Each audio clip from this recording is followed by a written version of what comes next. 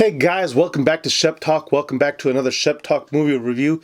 Today I have Knives Out, the new Rian Johnson movie. Well, not really new anymore because it is 2020, but the new Rian Johnson movie. Quick synopsis: a patriarch and renowned author dies of what is thought to be suicide, but maybe is not, and the detectives are on the case. Now, I'm going to say I usually jump into this new segment that I have of what worked for me, but I'm going to put a little bridge in between it real quick and say that I'm one of those people that I'm a big Star Wars fan, if you haven't guessed on this channel yet, and I'm one of those people that thought The Last Jedi was probably the bottom of the list for Star Wars movies. So going into this, I looked at the trailer. I thought the trailer was great. Thought this movie was going to be on my level, and of course I had my doubts because I was like, Rian Johnson had The Last Skywalker or The Last Jedi, and I was still stuck in the back of my mind, how is he going to do in this movie? And he surprised me. I'm just going to come right out and say it. Rian Johnson surprised me. And I'll get more into that, more in what worked for me. Now, I didn't have time to properly write down notes and stuff about this movie because the fact that I saw this movie, I think, with my family on a Sunday. I tried recording throughout the week, but really only had 2 days to really try to record. It just wasn't working. Stuff was happening. Environment around me was not perfect. Wednesday I had to pack because I was going to MagFest, and then Thursday through Sunday I was at MagFest, and then today, January 6th, I'm sitting down. I am going through all my videos and back, trying to get them up and running so that way I can put out some content for this new year. So here we are. So bear with me. I'm going to not try to ramble, but it's probably this what worked for me segment might be very short. My gripe segment might also be short. But I had to get this off my chest. And the first thing, what worked for me is, my God, the acting. I'm not going to list everybody that's in this movie. If you haven't seen the trailer for this movie yet, there's just a ton of A-list talent on here. And Rian Johnson directs them perfectly. Each and every one of them has their own little quirks. They seem to have their own little characters and characteristics, and it really, really works. And they just bring their A game. It shows. And Ana de Armas, I'm sorry I butchered your name, who plays pretty much one of the pivotal roles in this movie. She does great. I don't know if I've seen her anywhere else. Again, didn't have time to do too much research on this.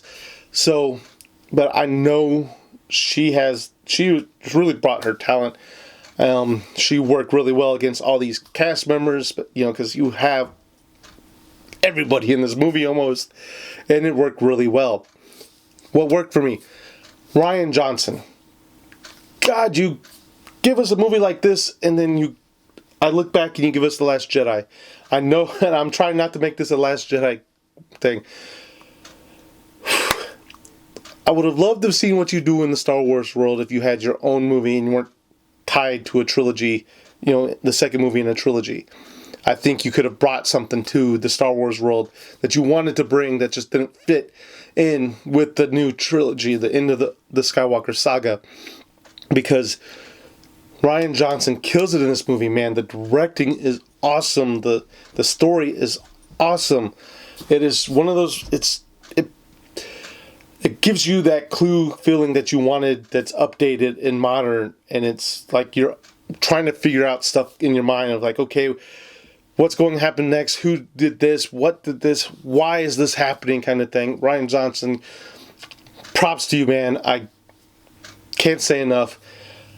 I love seeing this movie, and I'm glad to hear there might be a sequel coming out, because I would love to see more of this type of movie coming down the road. Let's get into my gripes about this movie. And I'm going to say, it's not really gripe, but it's going to be this movie is pitched to you as a who's done it clue type episode of trying to figure out what went, what really happened the night that Christopher Plummer's character died. But it doesn't really, it's a whodunit for the first half of this movie, and then it turns into a different type of movie. The first half is a whodunit, the second half is how the hell do we get out of the situation that we're in type of movie. Not to say that's really truly a bad thing, it's just one of those things that's like, crap, man. It's like, okay, I get it. So we know this part of the movie now. We're in a whole kind of different segment of the movie now. So it's not really bad. It's just one of those things that when I went into it, I thought it was going to be more of a whodunit movie throughout, and it really wasn't. And that's really all I have to say that's bad about, or not bad, but my gripe about the movie. It's, it's really good, guys. If you haven't seen it, give Rian Johnson this chance. I think you will be greatly surprised. This is a really well-written movie, well done, well-directed movie. Has a ton of actors who give it their all. I can't highly recommend it enough. And like always, guys, I'm going to give it, not like always, what am I saying? But Shep Talk is giving it 4 out of 5 Sheps. I think this was a really well done movie. It wasn't perfect. It does have some minor flaws, but recommend seeing it. Man, I think like almost every movie I've watched over the holiday season, I'm giving it like 4 out of 5 Sheps. If that's how 2020 is going to be, then I'm all for it. But I know going into 2020, it's January, February, and that's usually the time that the studios give us those movies that are just garbage, and I don't know why they made them. But guys, thank you for watching. I truly appreciate it. If you liked what you see here, please remember to like, share, and subscribe. It helps my channel out greatly, and I really, truly appreciate it. Thank you guys for watching. I'll see you at the next episode.